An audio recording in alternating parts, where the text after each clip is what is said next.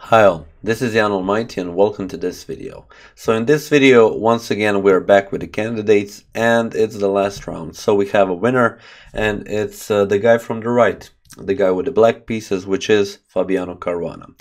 So right from the start, I will just tell you, I won't be keeping you too long with the facts, with my opinion. I will just go straight into the game and I will keep it for the end because I'm sure you're really excited to see the game and just see what actually happened. So here we have e4 e5, so Caruana is playing against Grischuk with white, and we have e4 e5 and going once again for the Petrov defense. The defense he used against Kramnik after Kramnik's great start after round 3 when he had 2.5 out of 3, Caruana decided to stop him, and I guess the Petrov was the right recipe, so he decided to use it in his final game of the candidates against Grischuk. So playing the Russian game against two Russians, and in the end it kind of paid off. Good for you, Fabi. So here Grischuk decided to play d4, but also you may have seen one of the other main lines, which is knight to e5, knight to e5 takes, d6, knight back to f3, now knight to e4, d4 and d5. This is a line that I much often see on tournaments being played, but on both of these games that I've mentioned, we had a different kind of line. d4 is also one of the main lines. Now we have knight takes on e4, d takes on e5, and now d5 right away. And instead of taking en passant, we have knight from b to d2 and knight takes on d2, bishop takes on d2. So already white has a bit of a quicker development, but that doesn't bother black because he will play bishop to e7 and after bishop to d3, c5, occupying the center with these two pawns. And this seems like a really good position for black because knight to 6 will follow, bishop to g4 castles, and pretty much the development for black is out there, so it is very certain what he will play. And we have c3 now, so in the end that even if c4 is played, even though it's not like positionally the best move, bishop can come to c2 and also it's stopping the d4 push. So a very good move made by Grischuk at this point, and now knight to c6, bringing an attacker on the e5 pawn, and now castles. Bishop to g4 pinning the knight, and rook to e1 defending now this pawn. We have queen to d7, so also developing the queen, and now h3. Bishop to h5, moving the bishop out of harm's way, and bishop to f4. And now, even though this is a good move, which brings another defender to the e5 pawn, it kind of sets a precedent, which means that essentially this bishop and this knight and this rook, all of them are just guarding the e5 pawn. On the other hand, black doesn't have that kind of problems, and he can go freely into different kinds of situations, different kinds of variations where he can play freely, more flexible, and go for more open options. So we have queen to e6, not really adding an attacker on the e5 pawn, rather just bringing the queen here, maybe even preventing the push of the e6 pawn by white. In the end, even if you decide to take on e5 with the knight, this rook is still here, and this can bring much danger to the black's queen. We have a3 now, and this is the decision that actually Grischuk made in the game, because he didn't want to go for bishop to e2, one pinning this knight, and then maybe even queen to d2, rook to d1, moves such as this. He decided to expand on the queen side, and this is just a preparing move. We have castles and b4. After that, h6, so not allowing knight to g5 and ideas like that. Maybe after g4, bishop comes to g3, and once again, decision has been made. This bishop will be staying on this diagonal, actually guarding this pawn. Other options could have been bring the bishop maybe back on c1. This rook is good on the a file here, so yeah, this is just what Grischuk decided. We have b6, adding another defender to the c5 pawn, and now knight to d4. So here in this position, Grischuk kind of goes for exchanges of the queens and more towards the drawing position, and Fabiano accepts. Bishop takes on d1 and knight takes on e6. We have f takes on e6 and rook from a takes on d1. So after all of this, we can see that white has stayed with the bishop pair. There is this weak e6 pawn, but black still has some counterplay to offer. At this point, definitely both of the players didn't want to go for a draw, because still the other games were played. Dinglera had some advantage against Karyakin, and yeah, Mamedyarov was playing a really sharp game against Kramnik, so all the cards were still on the table, and or in the hand, I'm not really sure, but definitely you don't want to go for a draw right away. Still playing this position, keeping all the options open so that you can see what will be your course of the action. Now we have c4. Decided to push the c4 pawn and kinda, yeah, bringing all of your pawns to the light square, so that since you have the dark square bishop has to move, bishop to c2, and now b5. So having this really strong pawn chain, even though there is this weak e6 pawn, you're still going for something. We have a4 and a6, and now f3. So this move just attacking on b5 and defending on b5. And now f3, a very important move for white. Finally, you decided to not to have this bishop only as a defender, you want to bring it into the game. Since Grischuk decided to do that, we have bishop to g5 by Fabiano, and yeah. The thing is, this bishop will move from this diagonal, so you maybe want to occupy with your bishop this diagonal. Bishop to f2 and bishop to f4, attacking this pawn. And now bishop to c5 with tempo. In this position, actually, Fabiano could have gone for a rook sacrifice, capturing on e5, and then maybe even on c3, pushing off the d4 pawn. Yeah, it would look good for black, but since he wasn't in a hurry, he was still a guy in a lead with a half a point lead.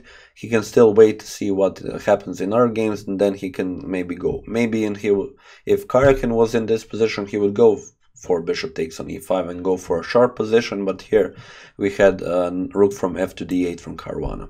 So keeping this rook into the game and just continuing with the game. We have bishop to d6, so now this bishop looks much more active on d6, defending this pawn rather on g3. But we have bishop to g3 from Caruana and rook to e2. And now g5, expanding on the king side, and king to f1. Movement of the king, but still this king doesn't have a lot of squares because the dark square bishop is limiting it. This rook has to move, as you can see. Not a lot of space for white's pieces. You really need to do something about it if you actually want to go for a win. King to f7, and now bishop to c7, attacking the rook. Rook to e8, and now bishop back to d6. You have to understand at this point, Grischuk is playing these kinds of moves to actually maybe earn a little bit more on time, because Grischuk is always in time trouble. So at this point he was already I guess under 5 minutes, while Fabiano had more than half an hour. So this is just an estimation. I'm not really sure what were the times at that point, but yeah, even after 2-3 moves, Grischuk was already under 10 minutes. So something totally normal for him, but he is forced then to play moves such as this. We have rook from a to c8, not allowing bishop to c7 anymore, and rook to a1. Now rook back to d8 and bishop to b1. Oh, yeah, just playing some waiting moves, not actually pushing anything. And we have rook to d7 from Fabiano. Actually, yeah, at some point this rooks will like to double up, and still they have to decide where. And here there were two possible options. You could have taken on b5 immediately with the idea of rook to a6. And if knight moves, maybe to e7 or to d8, you could have played, for example, bishop to c5, bring the bishop to d4 to actually defend. But that doesn't seem like a totally great idea here. Instead of that, rook to a3 was played by Grischuk, and now d4, finally a push from Caruana. So he decided that he is not satisfied with the draw in this game. He actually wants to go for a win. We have a takes on b5 and a takes on b5, so now there goes the exchanges, and c takes on d4. Knight takes on d4, and Caruana has created a pass pawn in the c pawn. This rook is attacked, so you have to move it. Rook from e to a2, doubling up, and now knight back on c6. With two ideas, you want to stop rook to a7, and also now you have two attackers on the e5 pawn. Bishop to e4 seems like the only move that actually, keeps the tension in the game, because you want to activate this bishop, doesn't really do anything on b1, and now we have bishop to b5. Bishop takes on e5. If you take the bishop, just knight takes on c6.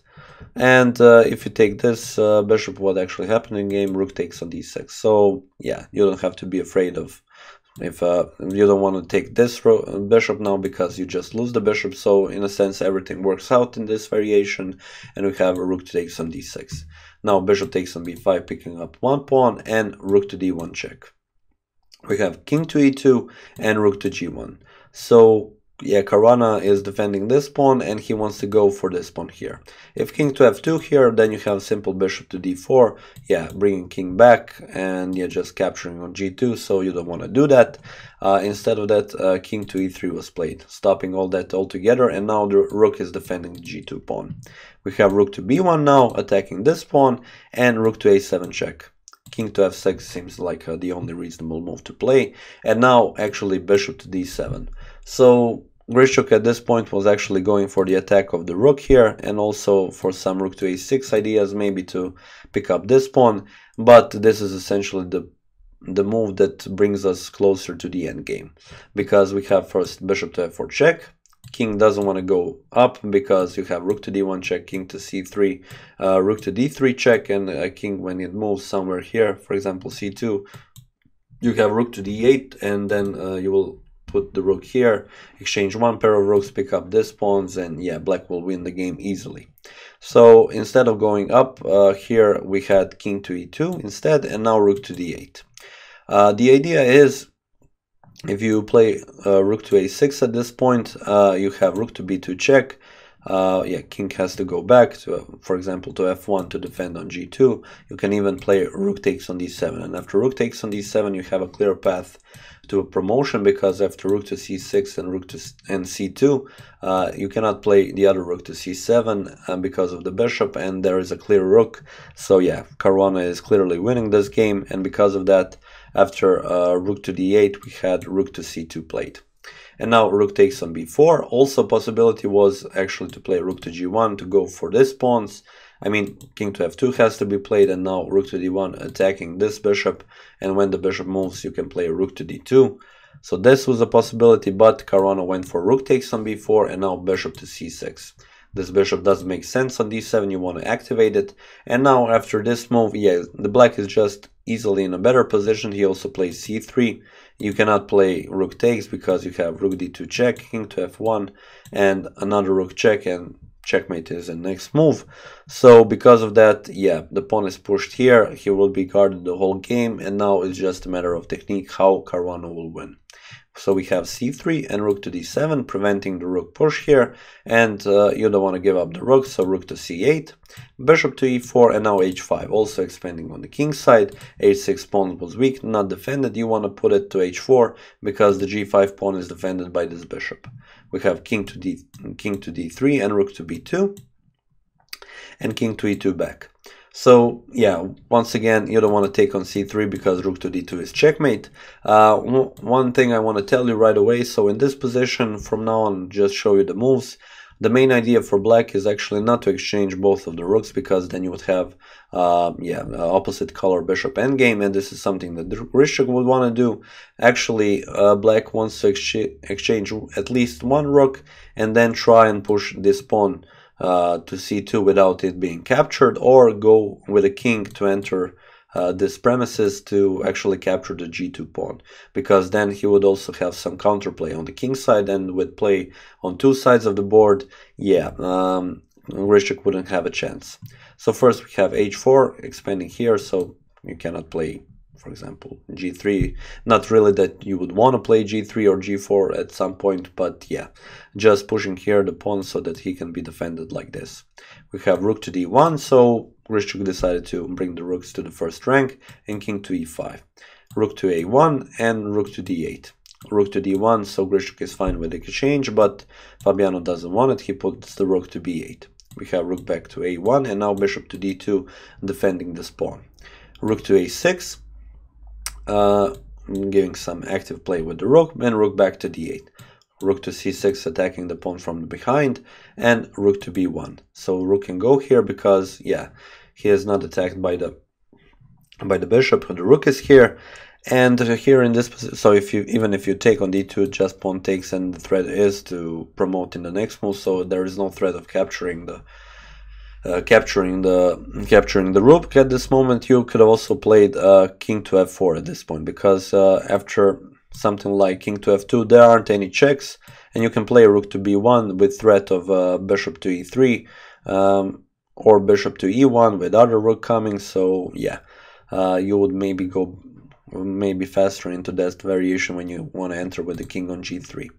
But after rook to c6, as we said, rook to b1 was played and king to f2 preventing that.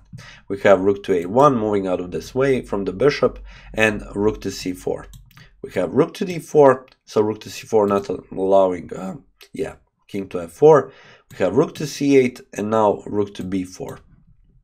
We have king to e2 back, and king to f4, and now king to f2 back, so not allowing king on g3, and rook from b to b1. Bring the other rook so to give some check, but we have rook to f8 check. King has to go back to e5 and bishop to d3, not allowing rook to f1 check. Nevertheless, this is still a winning game for black, but he needs to find a way how to push this rook away, this king away. So we have rook to b2, wants to exchange one pair of rooks. We have king to e2 and rook to e1 check. King to e1 check, king has to go to f2 and rook to c1. So now this rook doesn't have to go, doesn't really have a square. It will be exchanged, so rook takes on b2, c takes on b2, and now there's a threat of pushing the pawn to a promotion, so rook to b8, and now bishop to c3, defending this bishop. Now, once again, the idea is simple. You would have to put the bishop on d4 with check, and e5 so that the bishop is defended and everything is essentially defended by black, and you want to push out the king out of here so that you can come with the king on g3. And black does it in a couple of moves, so we have bishop to e4 and bishop to d4 check, so king to e2 and king to f4. After that, rook to b4, e5 defending the bishop, and a rook to b7. And after that, king to g3 was played, and in this position, Alexander Grischuk resigned the game, and Fabiano Caruana, he just won the game in the most beautiful way he could, and he actually won the candidates tournament. So I would just like to clap, okay, far away from the mic so that you don't hear it too much. Congrats, Fabiano. I guess the guy who actually really deserved to win this tournament, because from the beginning until the end he played the most exciting games. Okay, he had that one period because he was in the lead, a very clear lead where he actually just played more simpler chess, not going for too much chances because he just wanted to keep his lead. But then Karjakin happened, who actually kind of bring up some mess into the whole tournament, winning those games, and essentially kept everyone on toes until the last round. As you all know, Karjakin drew his game against Ding Liren. Liren had some maybe chances there in the end game, but it was really hard because he had with that dark square bishop all the pawns on the dark squares. Even some pushes wouldn't work in actually creating of the passed pawn. But okay, enough about that. I would like to spend some moments to talk about Fabiano. So as I said, a guy who really deserved to actually win this tournament. I'm really glad for him.